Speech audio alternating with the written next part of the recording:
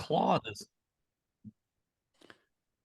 Hello, welcome to AMAI. Today, we're going to click on a Y Combinator link and actually look at some of the comments before we look at the article. All right, let's take a look here. This is on Hacker News. If no one's familiar with Hacker News, I mean, I'm sure you are. News.ycombinator.com. Great place to go get the local tech news or the latest tech news, maybe not local tech news. GPT-4 without specialized training beat a GPT 3.5 class model that cost $10 million. Okay. Now, read the first comment. I lead AI teams at my company. I've advised leadership against any kind of training / fine-tuning anything. We're not in the business of training models. We'll never be as good as OpenAI, Anthropic, etc. Where the real value in applications is smarter prompting techniques and RAG. A lot of room at the bottom in doing dumb things and simply feeding models with the right context to deliver customer value. Amen. Thank you. Full stop. I'm done. That's exactly my stance. As you know, that's my stance. Just prompt better. Just use some RAG. Don't try to be literally probably one of the most valuable companies in the world by building a model that because you think you're going to do it better than they are. Yes. Yeah, I agree. I agree. And so what I think is that, yeah, I think it's foolish to go into this thinking I'm going to build a better model. I'm going to build a better base model. I think is a really foolish, dumb statement to make because you do not have the money, resources, time, and experience to do it as good as these other folks have done. I mean, we're talking about you're competing at 7, 8, 10 years of work, hundreds of millions, if not billions of dollars of work. You can't build a better base model. I mean, somebody can, but they're very few and far between people who can. By the way, if you do, it's going to be in such a fine, small area that the second you try to switch, you're going to be, switch the context or the scope just a little bit. You're going to have to redo the whole thing. Yeah. Right. Like guys, I use all of them. Right. And OpenAI has been really, really good. And we're actually going to probably be testing Gemini publicly relatively shortly.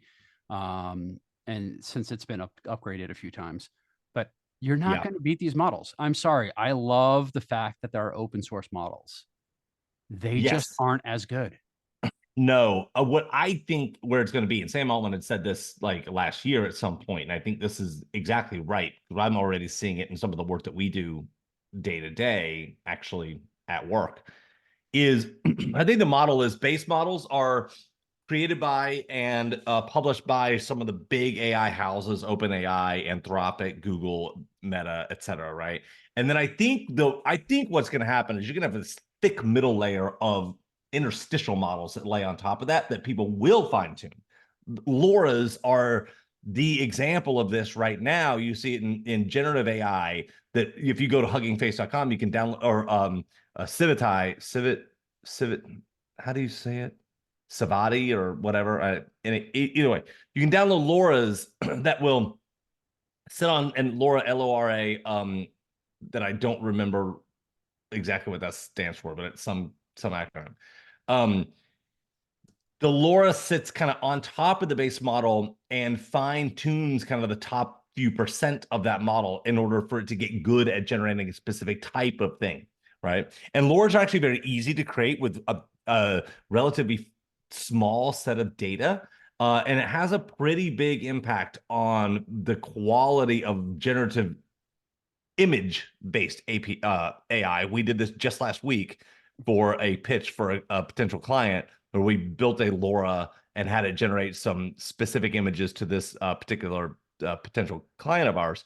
And it worked phenomenally. But yeah, trying to rebuild the base model, no, you're absolutely wasting your time. Low rank adaptation of large language models. That's what LoRa stands for. LORA. And again, Justin's favorite tech company is one of the ones who has done the most open source work with that, Microsoft.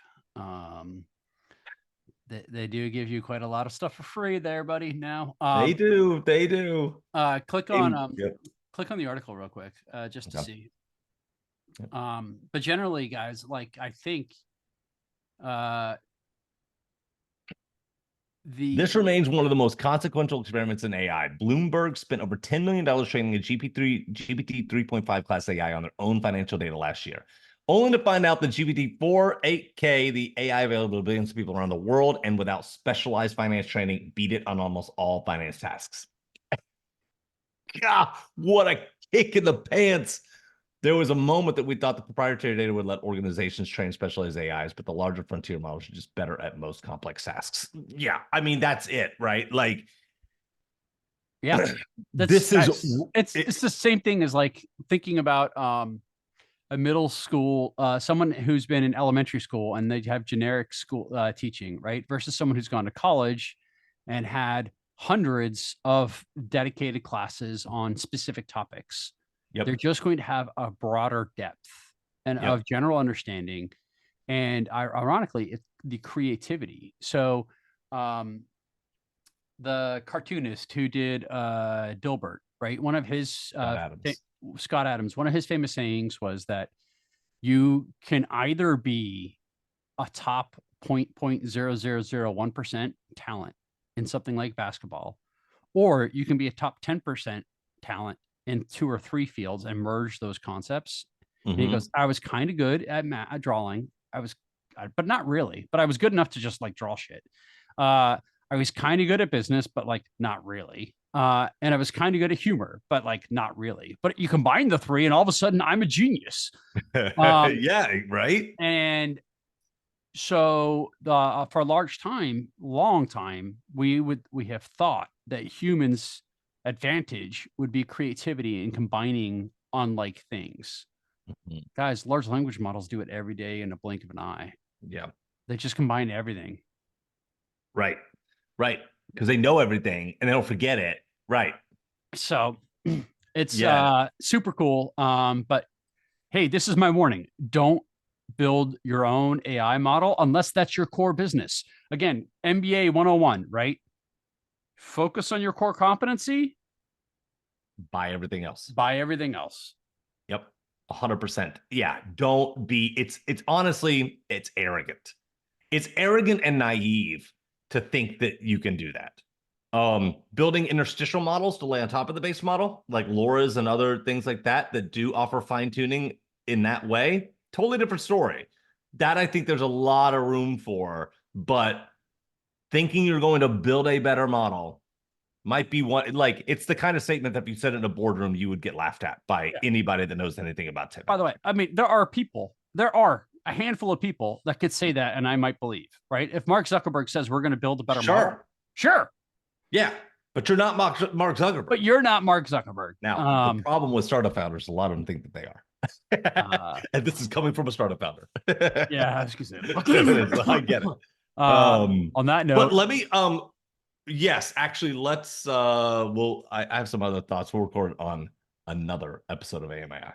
Have a good day.